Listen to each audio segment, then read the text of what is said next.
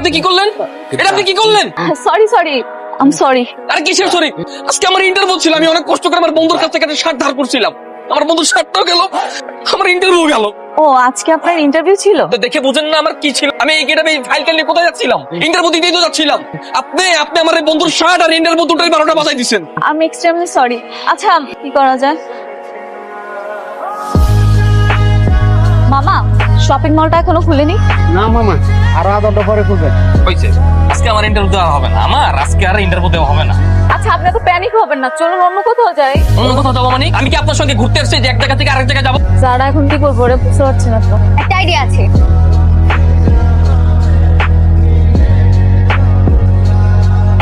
এই শোনো, stand up. আপনি মেয়েদের শার্ট পরে ইন্টারভিউ দিতে এসেছেন কেন? আসলে স্যার, ইন্টারভিউতে আসার জন্য ভালো কোনো শার্ট ছিল না, তাই আমি আমার বন্ধুর কাছ থেকে একটা শার্ট ধার করে আসছিলাম। কিন্তু আসার সময় একটা মেয়ে ভুলবশত আমার শার্টে কফি ঢেলে দেয়। তারপর স্যার আমি অনেক শপিং মলে খুঁজেছি, কিন্তু কোনো শপিং মল ওপেন ছিল না। যাতে লেট না হয় ওই মেয়ের শার্ট পরে চলে এসেছি। বুঝতে পেরেছি, একটা শার্ট গায়ে দিয়ে যে ইন্টারভিউতে আসতে পারে না, সে আবার চাকরি প্রত্যাশী। কি হবে কোনাও? আই এম এক্সট্রিমলি সরি, আমার জন্য আপনার জবটা হলো না। না না, আপনি সরি বলছেন কেন?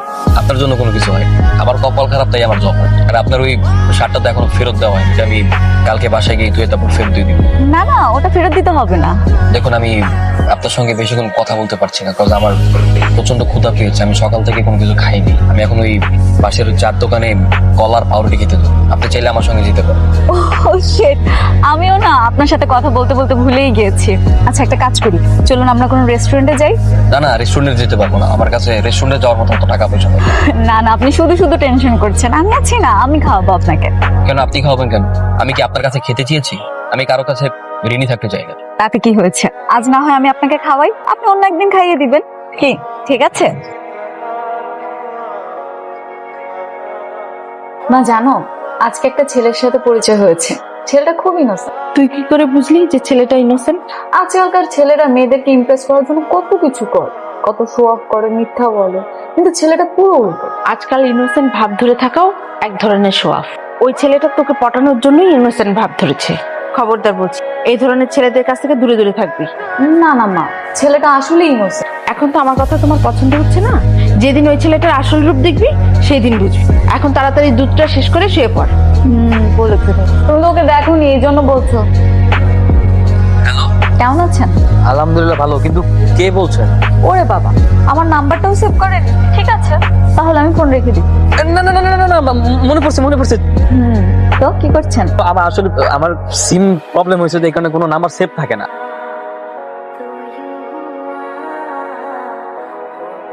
জানো নেহা, এই যে কত ইন্টারভিউ দিলাম, কত চেষ্টা করলাম, তারপরও না কোনোভাবেই না চাকরিটা হচ্ছে না। আমার কেন জানি মনে হচ্ছে আমার কপালে হয়তো কোনো চাকরি। আচ্ছা, তুমি কোন সাবজেক্টে পড়াশোনা করেছো? Business and management. তুমি বিজনেসে পড়াশোনা করেছো, তাহলে তো বিজনেস করতে পারো না? শোনো, বিজনেস করতে হলে প্রথমে যেটা প্রয়োজন সেটা হচ্ছে ক্যাপিটাল, আর আমার কাছে যেটা নেই বর্তমানে, সেটা ম্যানেজ করা পসিবল। তার থেকে চাকরি খুঁজাইবে। মন খারাপ করো না, একদিন ঠিকই চাকরি হয়ে যাবে, দেখো। আচ্ছা একটা কথা বলি, একটা জিনিস ভেবেছি, ভাবছি আমাদের রিলেশনটা তো অনেকদিন হলো, এখন বাবাকে বলা উচিত। হ্যাঁ, এমনও তো হতে পারে আমার বাবাই তোমাকে হেল্প করলো একটা চাকরি পাওয়ার জন্য। নেহা, তুমি সব কি বলছো? আমি বেকার একটা ছিল, আমার কাছে কোনো চাকরি নেই, আমি এই অবস্থায় তোমার বাবার সামনে যাবো? নেহা, তুমি যতটা সহজ ভাবো ব্যাপারটা ততটা সহজ না, বাস্তবতা অনেক কঠিন। তোমার বাবা কোনো অবস্থাতে আমাকে এইভাবে মেনে নেবে না। আমি আমার বাবাকে চিনি, আমার বাবা খুব পছন্দ। এমনও তো হতে পারে বাবা তোমাকে একটা ভালো চাকরি দিল, তুমি বাবার কাছে যাও, কথা বলো। আমি আজকে রাতে গিয়ে বাবার সাথে কথা বলবো, কালকে সকালে তুমি বাবার সাথে দেখা করবে, ঠিক আছে?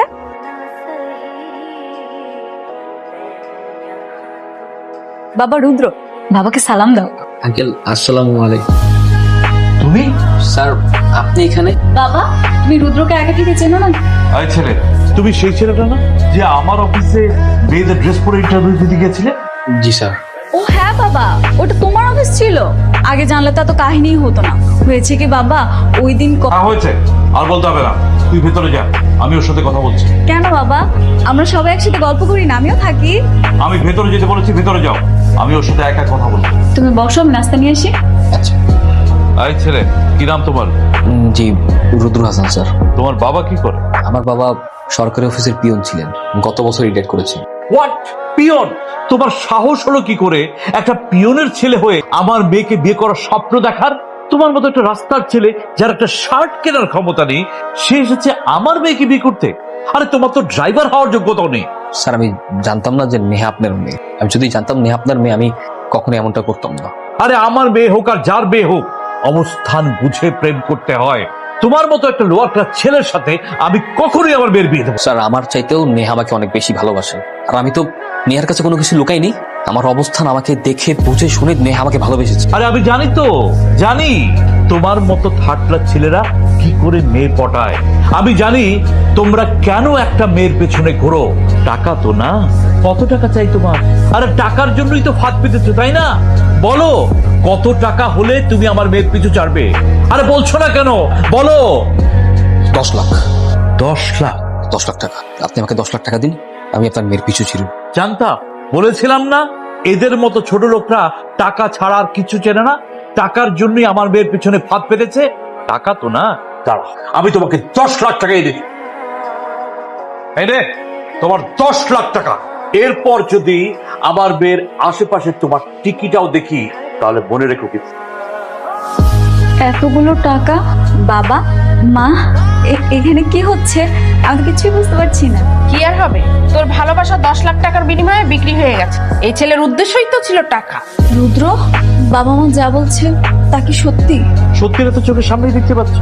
এইসব ছেলেদের কাজই হলো টাকার জন্য বড়লোক মেয়েদের পেছনে ফাঁদ পাতা। কি হলো, টাকা পেয়েছো না? বসে আছো কেন? যাও, গেট আউট। কান্না করছো কেন নেহা? কান্না করো। আরে আমি কোনো ছেলে হলাম নাকি যার জন্য তুমি কান্না করছো? সামান্য কয়টা টাকার জন্য আমাদের ভালোবাসা তুমি এভাবে বিক্রি করে দিতে পারলে রুদ্র? না নেহা, না, সামান্য টাকা না। টাকা কখনো সামান্য হয় না, টাকার গুরুত্ব অনেক। এখানে 10 লাখ টাকা আছে, 10 লাখ টাকা সামান্য না। এই 10 লাখ টাকা আমার এখন অনেক প্রয়োজন, অনেক। তোমার টাকাগুলো আমার থেকেও বেশি প্রয়োজন ছিল, তাই না? টাকার জন্য এতদিন তুমি আমার সাথে নাটক করছিলে, তাই না? টাকা পেয়ে গেছো না? আজকের পর থেকে তোমার এই মুখটা আমাকে আর কখনো দেখাবো না। বের হয়ে যাও, বের হয়ে যাও বলছি। স্যার মানে আপনার অতীতে এত ইতিহাস স্যার? স্যার আপনি মানে এটা কত বছর আগের ঘটনা স্যার? বেশি না, 3 বছর। 3 বছর? মানে 3 বছরে আপনি একজন সফল মানুষ হয়ে গেলেন স্যার। তার থেকে বড় কথা স্যার, আপনি কি এর মধ্যে ম্যাডামের সাথে আর যোগাযোগ করার চেষ্টা করেন? নজরুল সাহেব, এবার কিন্তু আপনারা বাড়াবাড়ি করছেন। সব কথা যদি আপনাদেরকে বলে দিই তাহলে ওকে কি বলবো? হ্যাঁ, তার মানে আপনি আবার ম্যাডামের সাথে দেখা করবেন? এটা কি করে সম্ভব? এই ছেলে সেই ছেলে? হ্যাঁ বাবা। না না, আমার মনে হয় তোর কোথাও ভুল হচ্ছে। সেই বিখ্যাত এনআরবি কোম্পানির সিইও, এটা কি করে সম্ভব? এমনও তো হতে পারে সে তোমার সাথে মিথ্যে বলছে। ও এনআরবি কোম্পানির মালিকই না। ওর পিএ শামসুল সাহেবের সাথে আমার 1 বছর ধরে পরিচয়। সিলেটের বিখ্যাত পাথর ম্যানুফ্যাকচারিং কোম্পানির সিইও, বিশাল ব্যবসা, দেশ বিদেশ থেকে অসংখ্য অর্ডার পাচ্ছে। আমি নিজেই তো ওই কোম্পানির ক্লায়েন্ট। কিন্তু মাত্র 2 বছরে এত সম্পত্তির মালিক কিভাবে হলো? নিশ্চয়ই কোনো অবৈধ পন্থা অবলম্বন করেছে। না না, আমার মনে হয় ওর সততায় মুগ্ধ হয়ে সারা পৃথিবী থেকে সে অর্ডারটা পাচ্ছে, এবং তাই এত দ্রুত, এত রাতারাতি সে এত বড় কোম্পানি দাঁড় করাতে পেরেছে। তুই যাই বলিস, আমার ওকেই জামাই হিসেবে চাই। দেখো, আমার ব্যবসার অবস্থা ভালো না, ব্যাংকের কাছে অনেক টাকা ঋণ। আমি আমি আমি এখন ঋণ শোধ করবো কোত্থেকে? এখন ওর কোম্পানি যদি আমাকে নিয়মিত পাথর দেয়, তাহলে হয়তো আমি আবার ঘুরে দাঁড়াতে পারবো। তুই আর আমোদ করিস না মা, প্লিজ, তুই মেনে নে। কখনোই না। যে মানুষটা ভালোবাসাকে টাকার কাছে বিক্রি করে দেয়, সে মানুষটা যত বড় লোকই হোক, আমি তাকে বিয়ে করতে পারবো।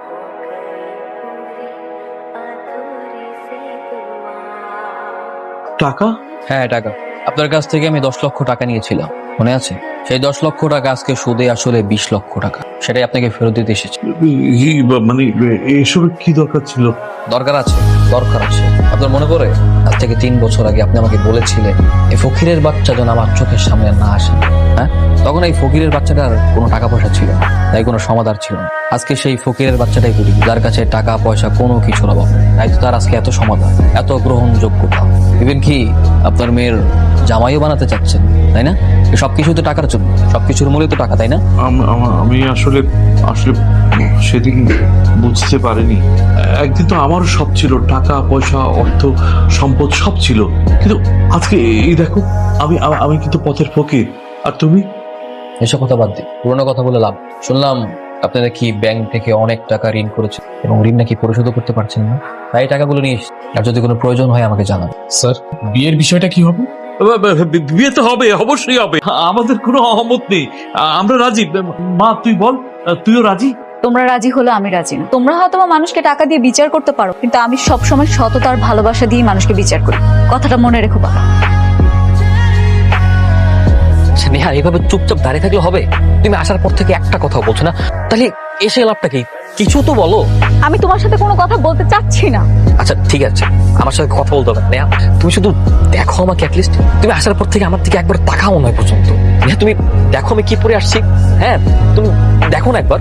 হ্যাঁ নেহা দেখো আমি তোমার শার্ট পরে আসছি, কি আমাকে ফানি লাগতেছে না বলো? এবার তো অন্তত হাসো। নেহা তোমার এই শার্টটার কথা মনে আছে?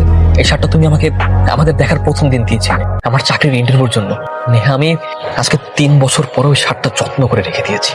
আমি চেঞ্জ হই নাই নেহা, আমি তোমার রুদ্র চেঞ্জ হয় নাই মোটেও। সেদিন তুমি আমাকে কেন ধোকা দিয়েছিলে? নেহা আমি তোমাকে ধোকা দেই নেই, আমার হাতে কোনো অপশন ছিল না। কি বলতাম আমি? আমি যদি সেদিন তোমার বাবাকে বলতাম যে আমি নেহাকে বিয়ে করতে চাই, আপনি প্লিজ দয়া করুন আমার নেহার সাথে বিয়ে দেন, তোমার বাবা আমাকে তোমার সাথে বিয়ে দিত? এতই সোজা? না নেহা, কোনোদিনও দিত না। কারণ তোমার বাবা আমাকে স্পষ্ট বলে দিয়েছিল যে সে মরে গেলেও নাকি তোমার সাথে আমার বিয়ে দিবে না। সেই জন্য তুমি আমার ভালোবাসাকে টাকার কাছে বিক্রি করে দিবে? না, আমি ভালোবাসা বিক্রি করি নাই। আমি তোমার আর আমার ভালোবাসা তোমার বাবার কাছে বন্ধক রেখেছিলাম। বন্ধক? ভালোবাসা কি বন্ধক রাখার জিনিস? নেহা আমি নিরুপায় ছিলাম, আমার হাতে কোনো অপশন ছিল না। তাই আমি বুদ্ধি করে তোমার বাবার কাছ থেকে টাকাগুলো লোন হিসেবে নিই, যা সেদিন সুদে আসলে তোমার বাবাকে ফেরত দিয়ে আসি। এই কথাটা তুমি একবার অন্তত আমাকে জানাতে পারতে। আমি জানতাম একদিন সত্য আর পরিশ্রমের জয় হবে। আমার নেহা আমার হবে। দেখছো নেহা, অবশেষে সত্যের জয় হয়েছে। এখন দেখো আমার কাছে সবকিছু আছে। শুধু আমি নেই, কারণ তোমার কাছে আমার থেকে টাকাটাই বড়। তুমি তোমার টাকা নিয়েই থাকো, আমি এই রিলেশনটা কখনো প্যাচ আপ করতে পারবো না। নেহা, মামুনি মামুনি তুই এমন করিস না মা। দেখ দেয়ালে আমাদের পিঠ ঠেকে গেছে। মিস্টার জামান চৌধুরী, আপনার নামে ওয়ারেন্ট আছে। আপনি ব্যাংক থেকে বড় অ্যামাউন্টের একটা লোন নিয়েছিলেন, যা বিগত 6 মাস সময় নিয়েও আপনি পরিশোধ করতে পারেননি। এজন্য ব্যাংক কর্তৃপক্ষ আপনার বিরুদ্ধে অভিযোগ। আপনাকে এখন আমাদের সাথে যেতে হবে। Just a minute. Hello sir. আরে মিস্টার রুদ্র সাহেব, তরুণদের আইডল, সমাজের একজন বিশিষ্ট ব্যক্তিত্ব, কিন্তু আপনি হঠাৎ এখানে? উনি আমার শ্বশুর। ও আচ্ছা। আমার অ্যাসিস্ট্যান্ট ম্যানেজার শামসুল আজকে দুপুরের মধ্যেই ব্যাংকের যাবতীয় যত ডিউস আছে সব ক্লিয়ার করে দিয়েছে। আই হোপ কালকের ভিতরে আপনি ক্লিয়ারেন্স পেয়ে যাবেন। হ্যাঁ, তাহলে তো ব্যাংক কেসটা উইথড্র করে নেবে। আমরা তাহলে আসি এখন। আর চৌধুরী সাহেব, সরি ফর ইন্টারাপ্ট। বাবা আমি তোমার কাছে কৃতজ্ঞ। রানা আঙ্কেল, আমি কোনো কিছুই করিনি। যা কিছু করেছি, যা কিছু হয়েছে সবকিছু আপনার মেয়ের ফান্ড থেকেই হয়েছে। মানে আমার কোম্পানির যা কিছু আছে সবকিছু নেহার না। আর এই কথাটা বলার জন্য গতকালকে আমি তোমাকে ডেকেছিলাম যে আমার স্থাবর অস্থাবর যত সম্পত্তি আছে, যা কিছু আছে, আমার যত বিজনেস আছে সবকিছু তোমার নামে। নেহা, নেহা আমি একটি সুযোগ চাচ্ছি, প্লিজ এবার তোমাকে ক্ষমা করো। মামুনি মামুনি এবারের মতো ক্ষমা করে দে। স্যার নীরবতা হচ্ছে সম্মতির লক্ষ্য। আমার মনে হয় ম্যাডাম রাজি আছে। আমরা তাহলে বিয়ের আয়োজনটা করে ফেলি স্যার।